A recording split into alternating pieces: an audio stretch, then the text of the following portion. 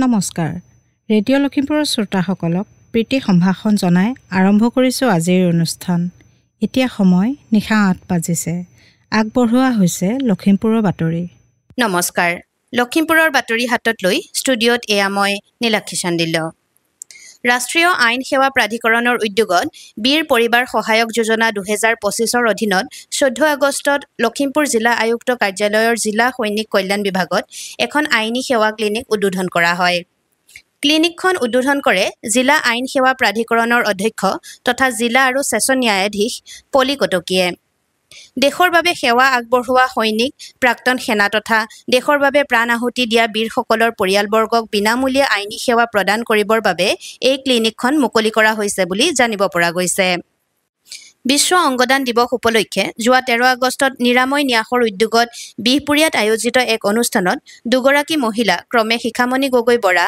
আৰু সীতা দেৱীয়ে নিজৰ দেহ স্বাস্থ্য বিভাগক দান দিয়াৰ সংকল্প গ্ৰহণ কৰে লখিমপুৰৰ খেলমাটিৰ শিখামণি গগৈ বৰা আৰু বিহপুৰীয়া একাডেমী হাইস্কুলৰ সহকাৰী শিক্ষয়িত্ৰী তথা বিহপুৰীয়া 8 নম্বৰ ৱাৰ্ডৰ সীতা দেৱীয়ে সেইদিনা দেহদানৰ কথা আনুষ্ঠানিকভাৱে প্ৰকাশ কৰে সদৌ অসম প্ৰাদেশিকৃত মধ্য আৰু নিম্ন প্ৰাথমিক টিউটৰ শিক্ষক সংস্থাৰ নিৰ্দেশ মৰ্মে লখিমপুৰ জিলা টিউটৰ সংস্থাৰ এখন জৰুৰী সজাগতামূলক সাধাৰণ সভা অলপতে নাওবৈচাৰ ছানৰাইজ মধ্য ইংৰাজী বিদ্যালয়ত অনুষ্ঠিত হয় জিলাখনৰ 7টা ব্লক সমিতিৰ পৰা 2 শতাধিক টিউটৰ শিক্ষকে অংশগ্ৰহণ কৰা সভাত টিউটৰসকলে ভুগি থকা সমস্যাসমূহৰ বিষয়ে আলোচনা কৰা হয় আমতলা উচ্চ মাধ্যমিক বিদ্যালয়ৰ পৰা অৱসৰ গ্ৰহণ কৰা সহকাৰী শিক্ষক গুণ ভূঞাক অলপতে বিদ্যালয়ৰ তৰফৰ পৰা সম্বৰ্ধনা জনোৱা হয় যোৱা 14 আগষ্টত পুৱা বিদ্যালয়ৰ শিক্ষক আৰু ছাত্ৰ-ছাত্ৰীসকলে আমতলা বিষ্ণুপুৰৰ বাসগৃহৰ পৰা বিদ্যালয়লৈ আদৰি অনাৰ পিছতে শিক্ষক গোট বিদ্যালয় পৰিচালনা সমিতি ছাত্ৰ একতা সভাৰ লগতে গুণমুগ্ধসকলে শৰাই চেলেং গামোচা কিতাপৰ টোপোলা আদিৰে সম্বৰ্ধনা জনায়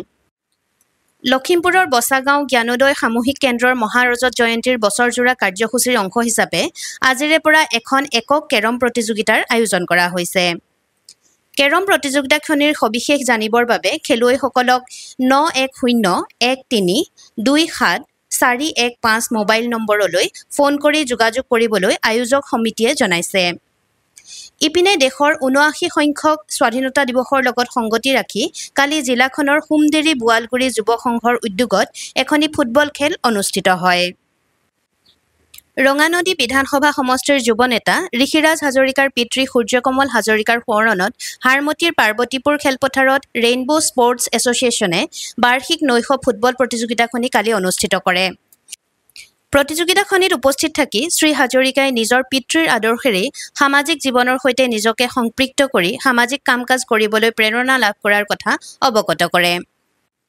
লখিমপুৰ জিলাৰ বাইপাছত কালি সন্ধিয়া এক পথ দুৰ্ঘটনা সংঘটিত হয় দুখন স্কুটি আৰু এখন বাইকৰ মুখামুখি সংঘৰ্ষত আহত 4 গৰাকীকৈ ব্যক্তিক ততাতয়াকৈ সংকটজনক অৱস্থাত লখিমপুৰ চিকিৎসা মহাবিদ্যালয়লৈ প্ৰেৰণ কৰা হয় লখিমপুৰ জিলা প্ৰাথমিক শিক্ষা খণ্ডৰ অধীনৰ 2 নম্বৰ ভঙাবিল সোণাৰী প্ৰাথমিক বিদ্যালয়ৰ প্ৰধান শিক্ষক ৰেণু প্ৰসাদ উপাধ্যায়ৰ যোৱা 13 আগষ্টত দেহাৱসান ঘটে চাকৰি জীৱনৰ পৰা অৱসৰ গ্ৰহণৰ বাবে মাজত এটা বছৰ বাকি থকা অৱস্থাত 2 নম্বৰ বুকানলা গাঁও নিবাসী ৰেণু প্ৰসাদ উপাধ্যায়ৰ মৃত্যুৰ সময়ত বয়স হৈছিল 59 বছৰ শ্ৰোতাসকলক জনাও যে আমাৰ লখিমপুৰৰ বাতৰি একে নামেৰে থকা ইউটিউব চেনেল আৰু ফেচবুক পেজ ৰেডিঅ' লখিমপুৰৰ জৰিয়তে শুনিব পাৰিব নিয়মীয়াকৈ বাতৰিসমূহ শুনি থাকিবলৈ ফেচবুক পেজটি ফলো আৰু ইউটিউব চেনেলটি সাবস্ক্ৰাইব কৰিব আমাৰ আজিৰ নিশাৰ লখিমপুৰৰ বাতৰি ইমানতে অন্ত পৰিল পৰৱৰ্তী বাতৰি প্ৰচাৰ হ'ব কাইলৈ নিশা 8 বজাত শ্ৰোতাসকলে ইমান পৰে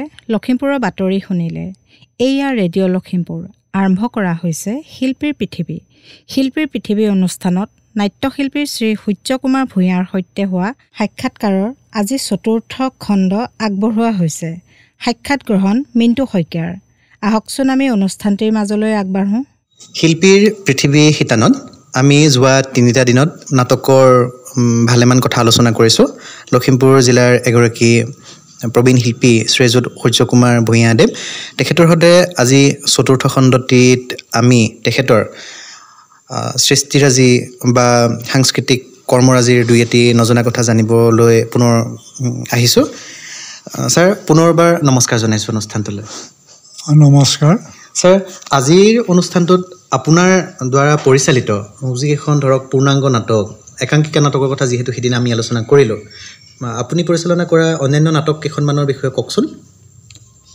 মোৰ দ্বাৰা পৰিচালিত নাটক আছিলে এখন বাঘ, হিমেন্দ্ৰ বৰঠাকুৰৰ নাটক।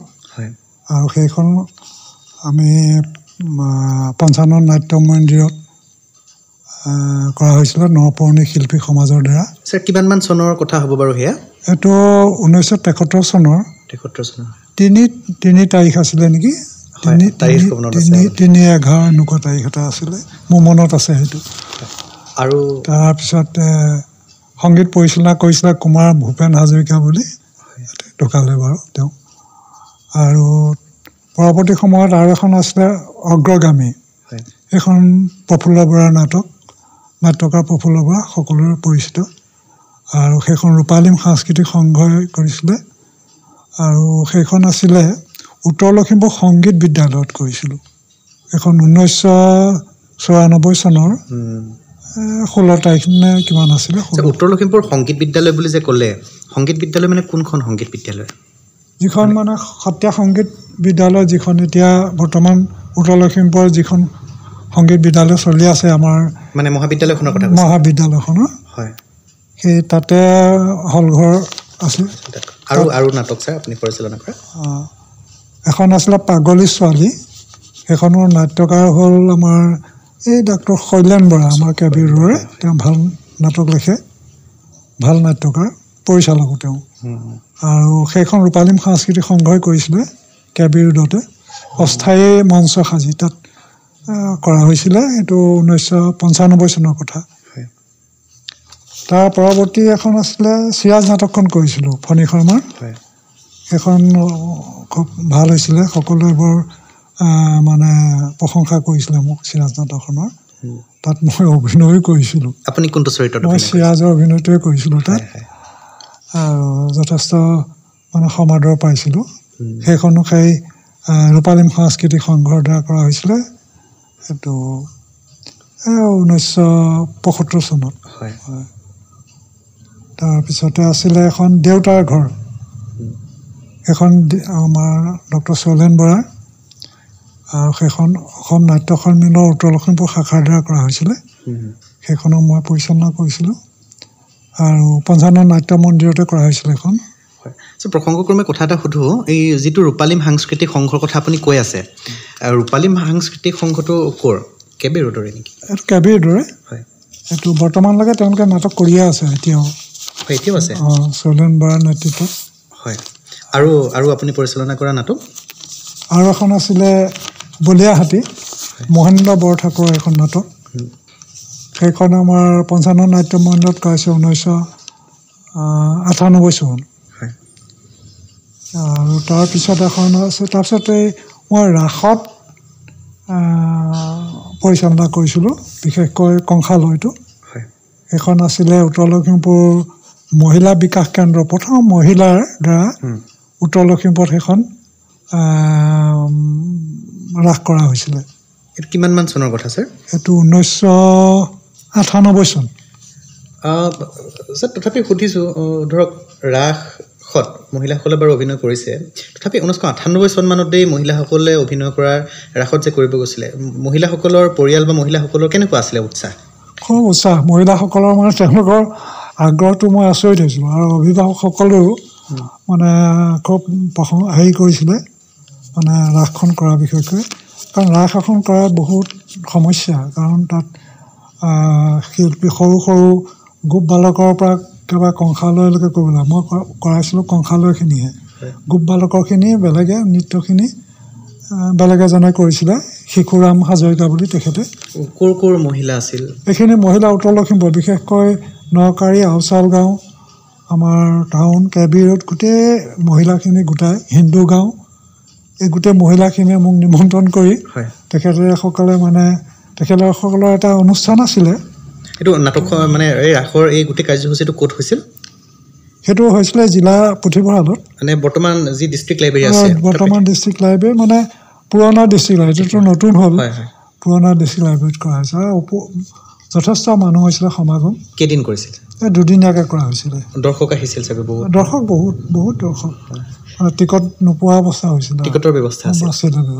টিকটৰ কথা ওলাইছে যেতিয়া এই টিকটৰ বিষয়ে আমি পৰৱৰ্তী খণ্ডত দুই এটা কথা আপোনাৰ পৰা জানিবলৈ যত্ন কৰিম। চ' যি নহওক, আজিৰ চতুৰ্থ খণ্ডটিৰ পৰা পুনৰ বিদায় লোৱাৰ যিহেতু সময় হ'ল, আপোনাক এই খণ্ডটোলৈ যিখিনি কথা আগবঢ়ালে, আপুনি পৰিচালনা কৰা পূৰ্ণাংগ ভালেকেইখন নাটকৰ বিষয়ে আমি জানিব পাৰিলোঁ। পৰৱৰ্তী খণ্ডত পুনৰ বাদ পৰি যোৱা পূৰ্ণাংগ নাটকখিনিৰ বিষয়ে আমি জানিবলৈ চেষ্টা কৰিম।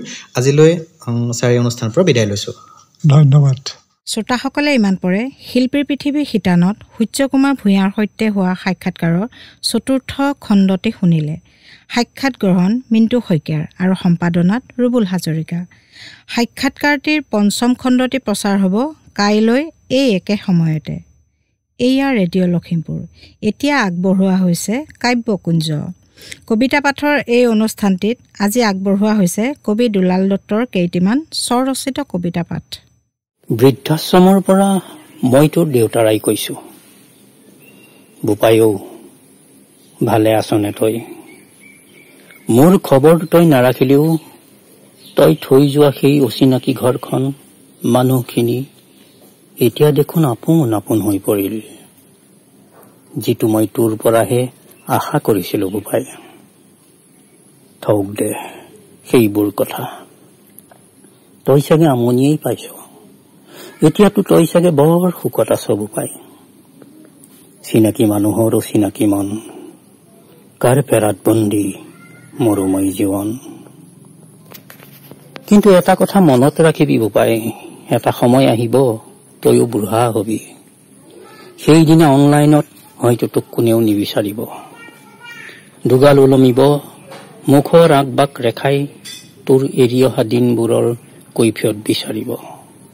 প্ৰাণ খুলি হাঁহো বুলিলেও তই হাঁহিব নোৱাৰিবি, হিয়া ভাঙি কান্দো বুলিলেও কান্দিব নোৱাৰিবি। কপি থকা হাতেৰে লিখো বুলি কবিতা লিখিব নোৱাৰিবি, চেলফি ল'ব নোৱাৰিবি, ষ্টেটাছ, লাইক, কমেণ্ট এইবোৰেও তোক বিদ্ৰোহ কৰিব বোপাই। তয়ো দেখোন মোৰ দৰেই হৈ পৰিবি বোপাই। দুই হাত কঁপিব, দেহটো নিৰস হ'ব, তোৰ দেহৰ খলা বোমাবোৰত বিষাদৰ চকুলোৱে ডোঙা বান্ধিব। মই তোৰ যেনেকৈ আৱৰ্জনা হৈ পৰিছিলো, তয়ো তেনেদৰে কাৰোবাৰ আৱৰ্জনা নহবিনে বোপাই। মোৰ দৰে তোৰ কাষতো নিজৰ বুলিবলৈ কোনোৱেই নাথাকিব, সুধিবলৈ ওচৰত কোনো নোলাব, দৰৱ খালেনে, চাহ অকণমান খায়নে।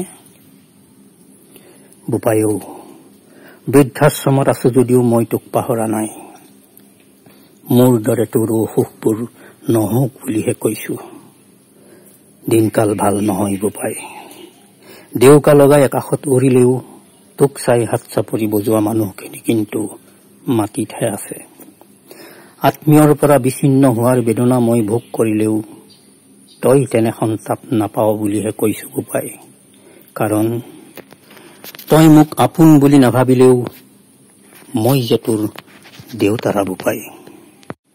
তই হয়তো নাজান, জীৱন সম্পৰ্কে সঁচা কথা কেৱল মা দেউতাৰাইহে কয়, নহলে ছবি মতলবী স্বাৰ্থপৰ কোনেও তোক সঁচা কথা নকয় বোপাই। মানুহৰ বাস্তৱ ছবি তই কি চিনি পাবি, তইতো মোকেই চিনি নাপালি। আচল কথা কি জান বোপাই, এই সময়ত তোক ভাল পোৱা মানুহ বহুত পাবি, কিন্তু তোৰ দৰকাৰ সেইজনৰ যাৰ লগত তই বুঢ়া হব পাৰিবি। শুনিবলৈ পাইছো তই হেনো তোৰ মাৰ্বল পাথৰৰ ঘৰটোৰ কোনোবা এটা কোঠাত প্ৰভুৰ আসন এভাগ পাতিছ। তাতেই বোলে তই ভগৱানক বিচাৰি আছ। ভালেই কৰিছ বোপাই। ধন সম্পত্তি নাৰী বাৰীৰে তোৰ মনটো একাংগী কৰি তুলিলেও সেই কংক্ৰিটৰ মাজতো যে তই তেওঁক বিচাৰি পাইছ, মোৰ খবৰ নালাগে ৰাখিব। সুখী হব বোপাই মনৰ হেঁপাহেৰে। আৰু এটা কথা, মাৰৰ খবৰ মই নাপাওঁ। কত এৰি আহিলি, পাৰিলে খবৰ এটা লবি। এতিয়া তোৰ মাৰৰ বাবেই মোৰ অসুখ। ধন্যবাদ। কাব্যকুঞ্জ অনুষ্ঠানটিত ইমান পৰে দুলাল দত্তৰ স্বৰচিত কবিতা পাঠ শুনিলে। আজিলৈ ৰেডিঅ' লখিমপুৰৰ অনুষ্ঠান প্ৰচাৰ ইমানতে সামৰিছোঁ। পৰৱৰ্তী অনুষ্ঠান প্ৰচাৰ হ'ব কাইলৈ নিশা 8 বজাত। কাইলৈৰ অনুষ্ঠানত পুনৰ লগ পোৱাৰ প্ৰতিশ্ৰুতিৰে আজিলৈ বিদায় দিয়ক। শুভৰাত্ৰি।